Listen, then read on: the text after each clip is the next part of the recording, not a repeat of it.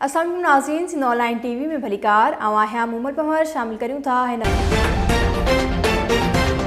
नाज़रीन। हुसड़ी कासमाबाद थाने की हद में कुछ ॾींहं अॻु पुरअसरार नमूने फोत थियल औरत की पोस्टमार्टम रिपोर्ट जारी करे खेस घुटा ॾेई क़त्ल करण की तस्दीक कई वई है।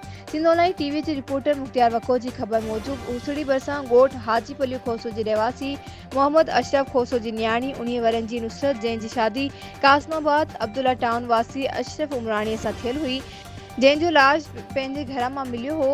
जैं बाद संदस लाश जो हैदराबाद सिविल अस्पताल में पोस्टमार्टम कराने बाद ॻोठ हाजी पलियो खोसो वारिस खणाए वया। औरत की लाश के पोस्टमार्टम बाद रिपोर्ट जारी कई वई है, जैमें खेस कत्ल करण की तस्दीक थी है।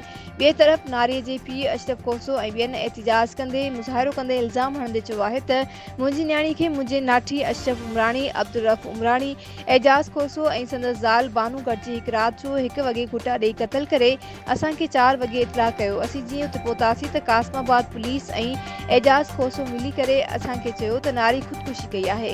असां लाश पोस्टमार्टम कराए लाश कोर्ट खणी वयासीं। मेडिकल रिपोर्ट में आयो है, जैमें डॉक्टरन तस्दीक कई है त न्याणी के घुटा ॾेई तशद्दुद करे क़त्ल कयो वियो है। हुननि चयो त असां अहिड़ी रिपोर्ट कासमाबाद थाणे ते खणी वियासीं त पुलिस एजाज खोसो और संदस ज़ाल बानू ते क़त्ल जो केस दाख़िल करण खां ठूप जवाब ॾेई छॾियो। असीं आला इख्तियारनि खां मुतालबो कयूं था त असांजी न्याणी के इंसाफ ॾियारियो वञे, ॿी सूरत में असां सख़्त एहतजाज कंदासीं। सिंधवासिन जी ख्वाबन जी तकमील हैदराबाद कासमाबाद नसीमनगर चौक पर सोमरा वॉलपेपर पीवीसी पैनल समूरन शहरन में मयारी और बेहतरीन सर्विस दे रहा है।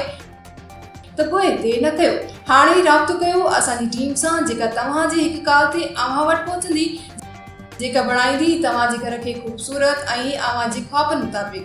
राब्ते लाइ राजन अली सुमरो, मोबाइल नंबर 03333707886।